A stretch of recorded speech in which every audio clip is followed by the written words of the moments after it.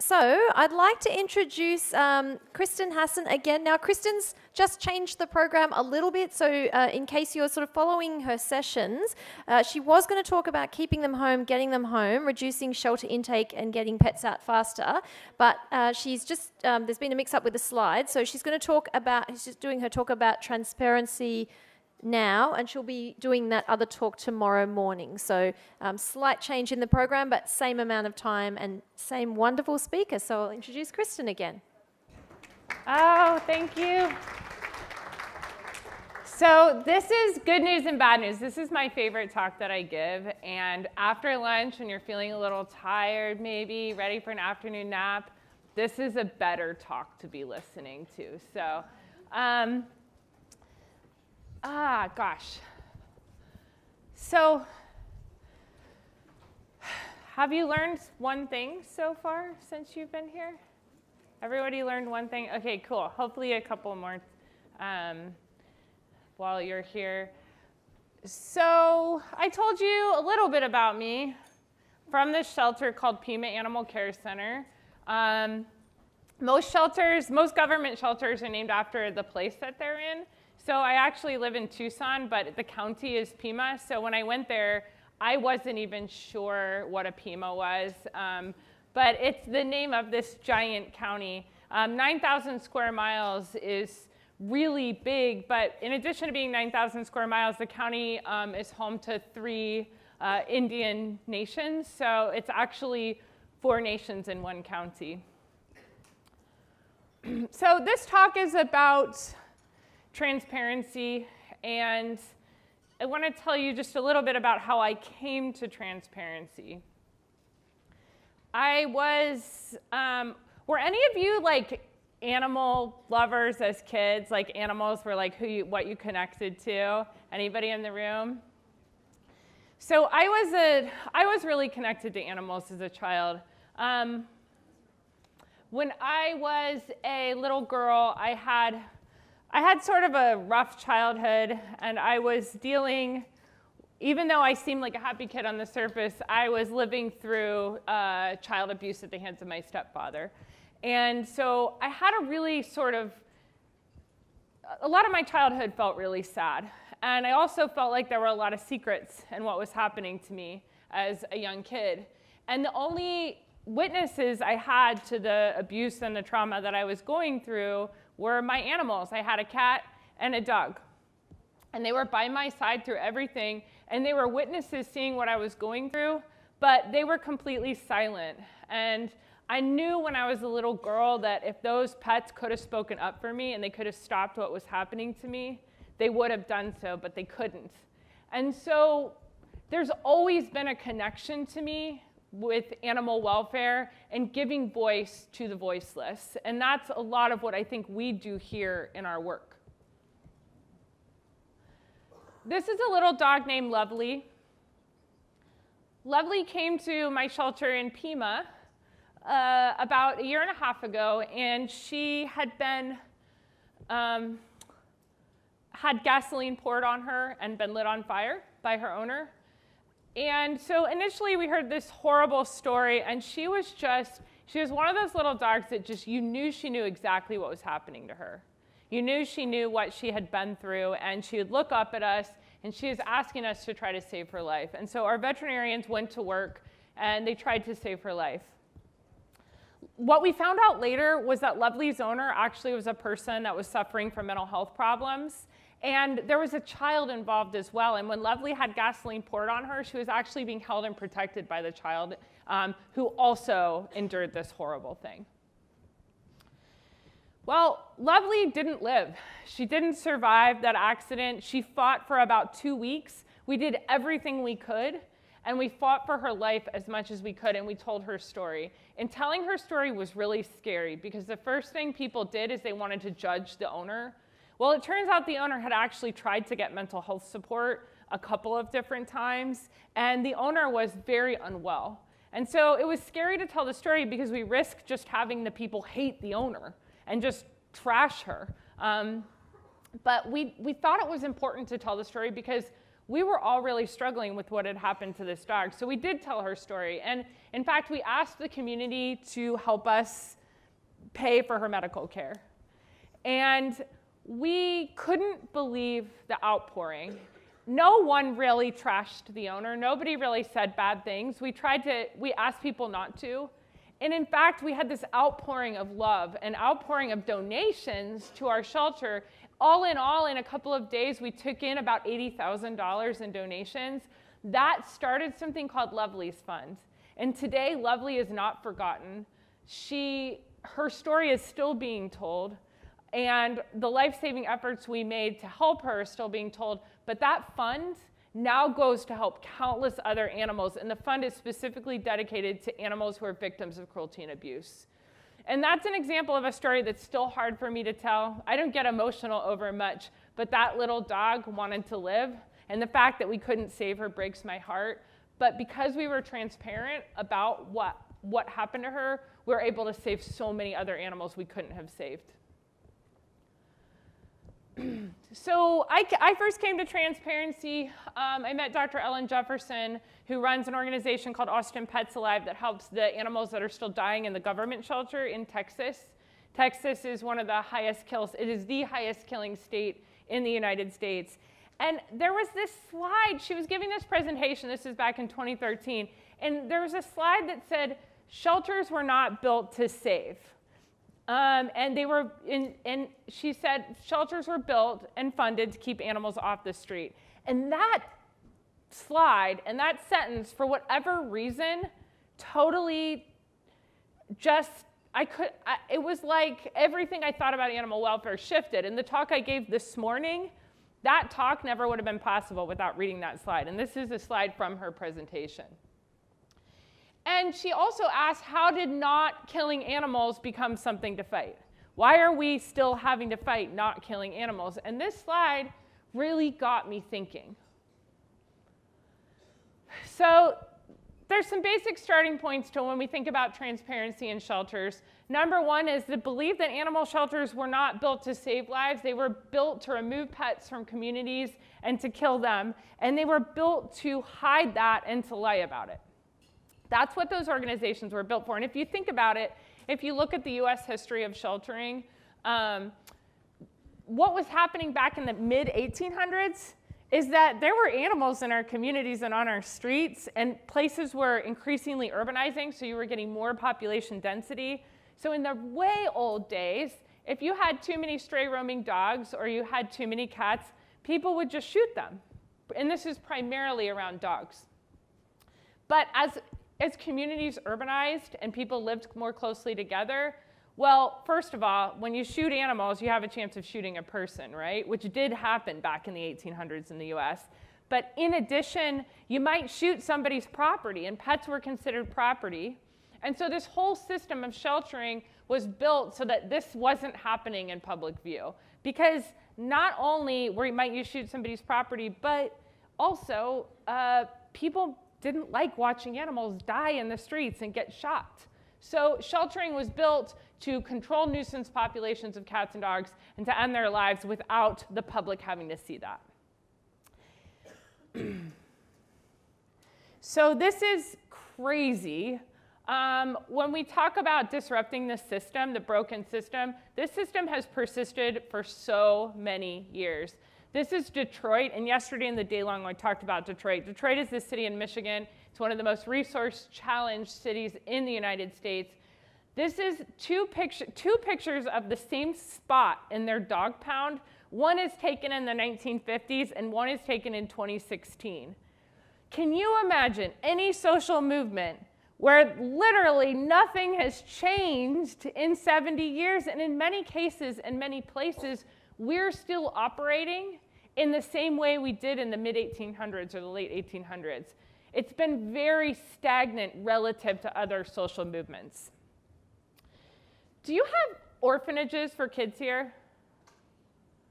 So in the US, we don't really, and that's because in the early 1900s, The person that was president at the time said orphanages are not good places for kids. We know they cause mental health problems. We know they cause children to not be able to connect with adults. It's not good to hide kids out of their communities. This is in 1909. And in 1909, they built a giant foster care system for children. And that's why our country isn't full of orphanages today. But nothing like that happened for animals. This is, of course, not unrelated to factory farming, which is the ultimate in non-transparency. One of the things that we talk about when we talk about cats and dogs is how connected the way we run shelters, especially shelters where the vast majority of animals are dying in secret, the way that factory farms are run is not dissimilar. Imagine if you were able to see these pigs, and this is no judgment for anyone that eats meat. I grew up in Ohio. The only thing there is to eat is meat.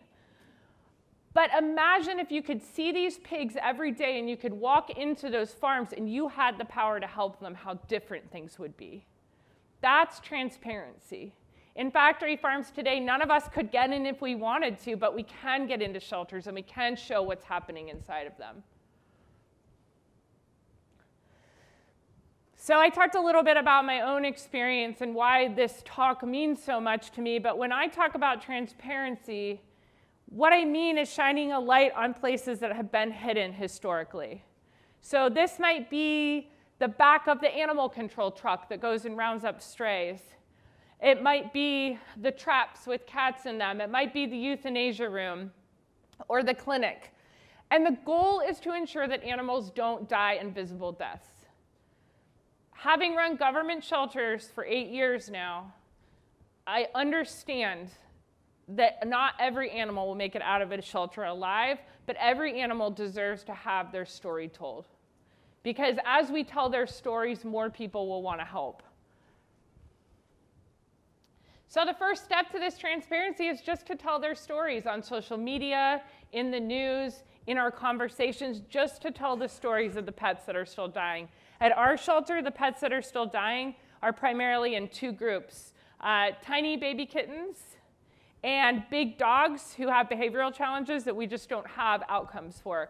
Those groups of animals are still dying in our organization. Every year, we euthanize about 1,800 animals, but we're telling the stories of those pets in hopes that someday we're going to develop better systems to help them. So the commitment to transparency means that you commit to telling these stories of these pets. And you recognize that the biggest protection they have is just being seen by someone. You don't have to save them all, you can't. But you can tell their stories because chances are there's someone out there that wants to help save their life. That's a dog who most shelters would not put on social media, right? He came to us, his head, I talked a little bit about him yesterday, but he came to us, we called him Bubbles because his head looked like a bubble. We thought he had been bitten by a snake, but it was actually just full of pus. We thought he was dying. He was sitting in the back of a kennel. Our vet was about to euthanize him. And instead of euthanizing him, we told his story and we asked the community to help. We immediately got the support we needed to provide him medical care. He went on to a foster home, and he now is simply the best dog in the world.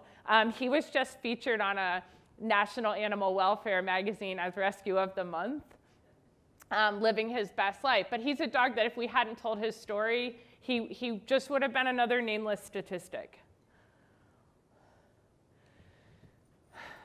We're going to go through these pretty quickly, but there's 6 basic rules to transparency. There's 6 things you can start doing today to change your organization. And as a municipal government shelter leader, committing to these initially was really scary for me, but it has paid off so many times over. Number 1 is just to say there's no back of the shelter. There's nowhere off limits to volunteers. There's nowhere that people can't go or can't see. Even the hardest things can be seen by people. Well, you may have an area of your shelter where you have contagious cats with calicivirus. You might have a place where you quarantine bite dogs, or you have truly unsafe animals waiting for court cases.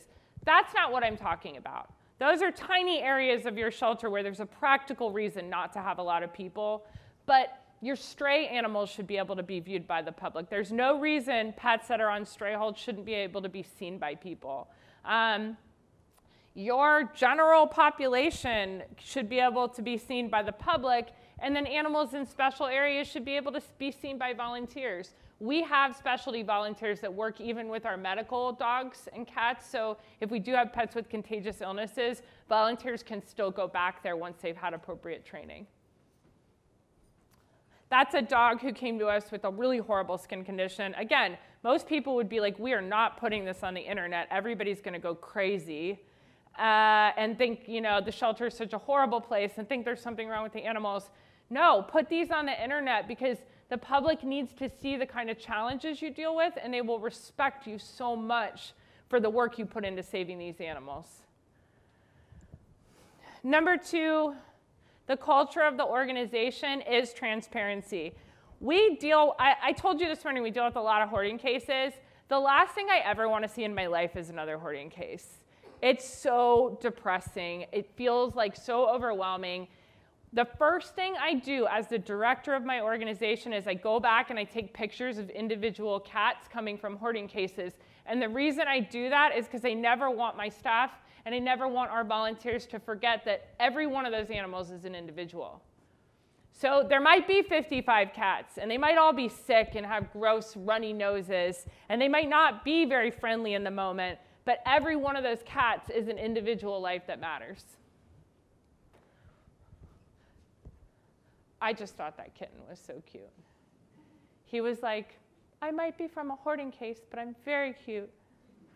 That's what our shelter, so that is the medical clinic of our shelter, and that's kind of what it looks like on any given day. When you commit to transparency, every life is counted and made public. That's Figo. He was brought in by his owner for euthanasia. His owner said he's at the end of his life. I don't want to provide medical care. One of the services we used to provide was on-demand euthanasia. If you brought in an old animal and you said you wanted it to be euthanized or a young one, we would on-demand euthanize that animal, and we've stopped doing that. Now, every animal that comes in, regardless of what the owner says, gets an individual evaluation and assessment, and we do what's in the best interest of the pet. We do not feel that it's an appropriate public service to provide euthanasia on demand. If people want to get that service, they can go to their private veterinarian, but it's not something we're willing to do as the shelter. And so Figo got an independent evaluation and ended up getting adopted. I saw him, I kind of lost track of him, even though he was just the cutest, but I lost track of him because we take in 10,000 cats a year. And I saw him on the internet a year later after we had this cat that was at the end of his life, and he is thriving in his new home, and he's so happy, and he's making his mom the happiest cat owner in the world. But it was because we had his interest in mind that he is alive to get to be being a little Instagram celebrity cat. Oh, this dog. So this dog was I always have an office dog, and I usually try to take somebody that just isn't doing well in a kennel. And this dog had a weird head tilt, and she didn't seem quite right. And so she was my office dog. I came in the morning, and she had died. And we did a necropsy. I can't remember what was wrong with her. I think she had cancer, but I don't remember. And so I had had her in my office for about a week, and we decided just to tell the story that she had passed away. And again, a lot of people would be afraid to do this because you're like, will they think I killed it? Are they going to judge me? But in fact, so many people commented. I had this, somebody sent me flowers, which was really sweet. And so many people commented to say thank you so much for trying, and thank you so much for taking this pet into your office and giving it love and attention, even though it was at the end of its life. So every single animal that dies, we're counting and we're telling people about, even though that feels really scary. And that includes animals that again, this big challenge we have of little kittens dying, it's making me crazy. Because we're having so much trouble saving them, and because we're a shelter with a high save rate, people keep bringing us day-old kittens. As long as kittens are still dying in our shelter, we're going to be telling the public about that because we need their help to stop that. Number 5, we ask for help every day. Not a day goes by that we aren't going to ask for help with fostering, volunteering, donating, and adopting. When we have a space crisis, we ask for help. That dog that's going like this, that was one of, I kid you not, 120 dogs. This guy calls us and he was like, I'm Jack and I'm 80 and I have a guard dog business and I need them all gone. Well, of course, the first thought is that we're going to have 120 dogs we have to euthanize, because a guard dog business sounds pretty scary to me.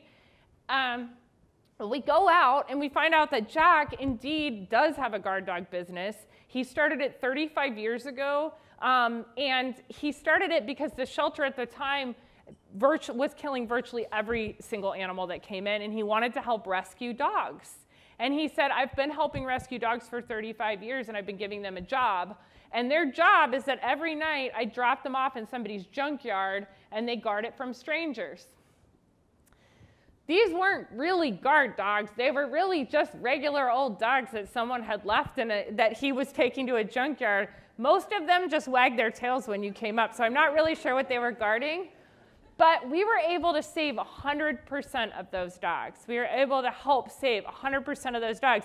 They didn't all come to the shelter. We actually did a news release, and we asked the community to go help adopt a dog from him, and we helped provide resources and support and medical care for those dogs. So we were able to save everyone, but if we hadn't asked the public for help, there's no way. I mean, 120 dogs coming into your shelter is, even if they're perfect, a really challenging thing to deal with.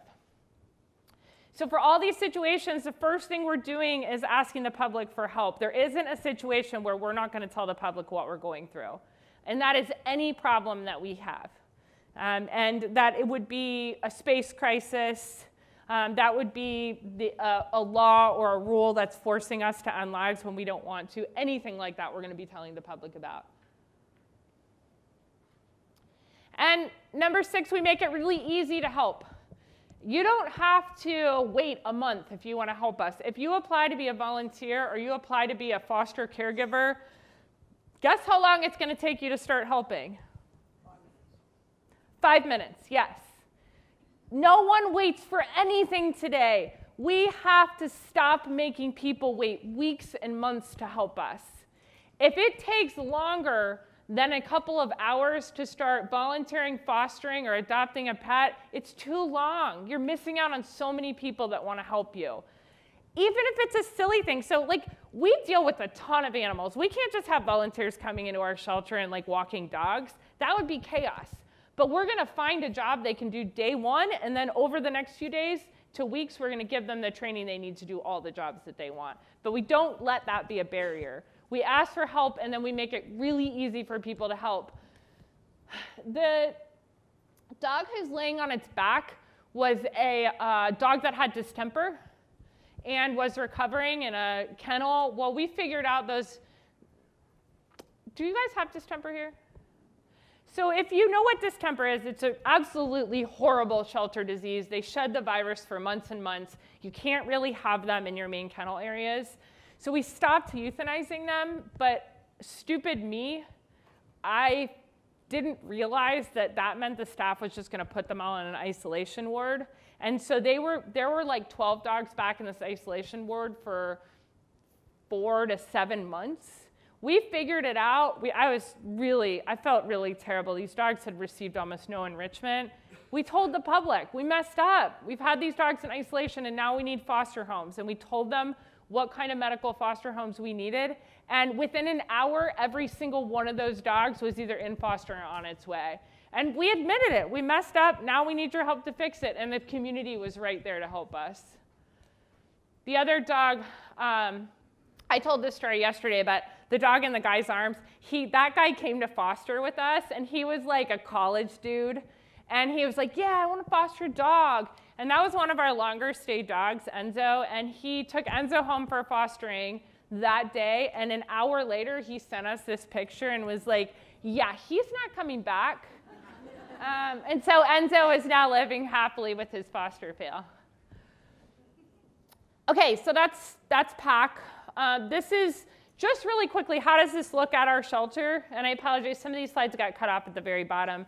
The public can interact with all stray and surrendered pets unless there's a good reason, safety or medical, for them not to. We only put locks on kennels if there's a safety or medical reason to do so. If there's not, there's no lock on the kennel. This is a huge change. We have a stray hold of 3 days. Some of you have like a 14-day stray hold. We pre-adopt pets on day 1. So the second they enter the building, they can be adopted. They are held through the stray period, and once that's over, they're released to the new owner. So there's virtually no stray hold. They just have to stay in the shelter. That has allowed us not to have to euthanize for space in 2 years. Without that, there's no way. And pets recovering from illness or injury can also be adopted or fostered. So we don't keep them in the shelter to, quote, treat them. If they can leave without being constantly monitored by a vet, they leave. That's a group of our volunteers providing enrichment. We throw everything in our kennels, because we know our dogs are going to go home and they're going to get all these things anyway. So sky's the limit with enrichment. Volunteers can help in every area. They can access our shelter software system. They can save pets. If they see a pet that's at risk of dying for behavior or medical, we let them help. We put rules in place on that because some of those pets have really special needs, but we let them help try to save lives if they want to, and they do. The very best people to help your most at-risk animals are your volunteers because they're the people that know and love them. Okay, this is what our data looks like. This is a report that we run, and I know it's going to be a little bit hard for you to see, but every single animal who comes in and every single animal who leaves is counted. And we stand up every month and we explain, here's the ones that left alive, here's the ones that didn't, and here's why. We tell the public all of that. We don't want anyone to ever feel like we're hiding any of that information from them because eventually they're going to figure it out. There's a thing where people back out animals. This is happening all over the US. Groups of animals just don't get counted. They're getting found out. Shelters are getting in trouble for this all over the place because the public is not stupid and they're figuring out animals haven't been counted. Okay, so staff members, they are not ever forced to agree with us. They are allowed to speak out if they don't like something. They're allowed to help save lives. They can take photos and videos of anything in the shelter that they want, and they can post and they can share those. And if they want to help save a life of a difficult animal, they're empowered to help us do that. We have some very spirited conversations at our shelter. So don't trust data unless you see it for yourself. I gave this report my first year about how we had saved 91% of the animals, and went all over the country. I speak at a lot of these conferences and was so excited that we had done such a good job. And then one day our deputy director came to me and she said, you know, when fosters are dying in foster care and they're coming back into the system, you're counting them as a dead on arrival. They're not being counted as a non-live outcome.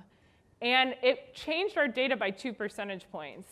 And if I'm not being honest when I think I am, most shelters still don't even know what their data says.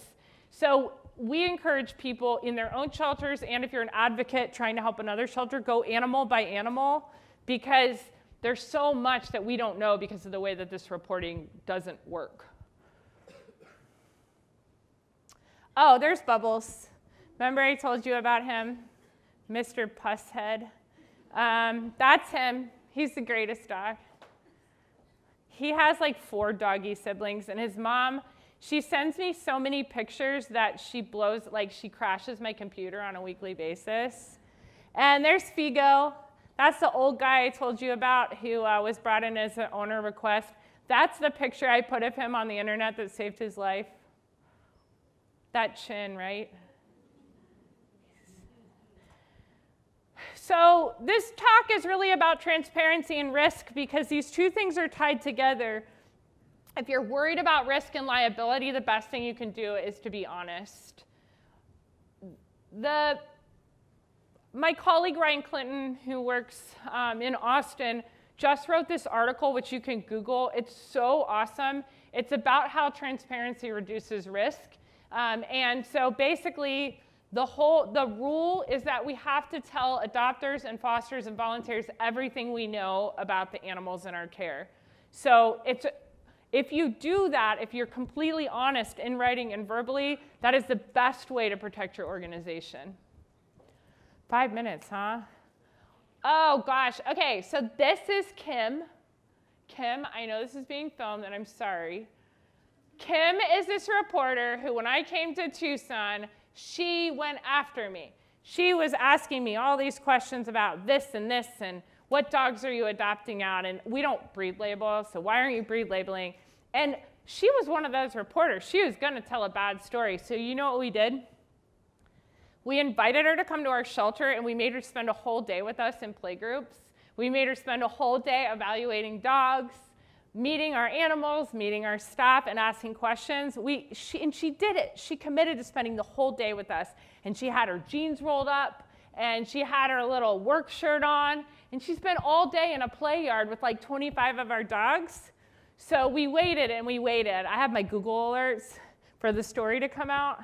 And I was like, this is going to be terrible. Because we have a lot of, we just have 400 pit bull dogs in our shelter. Who knows what she was going to say? And this is the story that came out of it.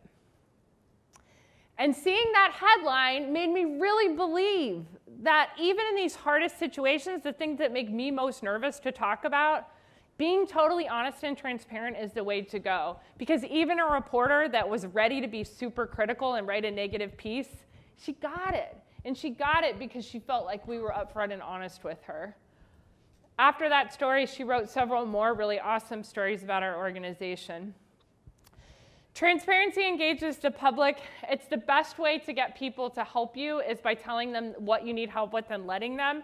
And if we want to turn our communities into animal shelters, transparency is the way to go. These are two of our volunteers in the back of the shelter. We told a story about how we have cats in renal failure, and we needed special food. And so we did a plea, and this is what showed up at our door. OK. You heard me talk this morning about disrupting the system and taking apart this whole shelter system. But transparency is the way to actually do that. This isn't a pie-in-the-sky idea, and it's not just a theory or a vision. It's real life, and it's real stuff, and that the result of transparency is empty kennels.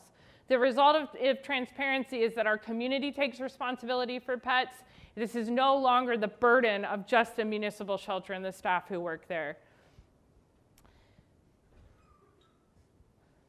Those dogs in that kennel, those are some of the dogs from the case that I told you about, the guard dog case. And I could tell you right now, if I wasn't at 2 minutes, I could tell you 100 other stories of animals whose lives have been saved by one simple thing, just telling their story. This isn't rocket science, and all of us in this room, we're just regular old people trying to help save animals, and we can all do this. We can all commit to transparency, and transparency saves lives. Thank you.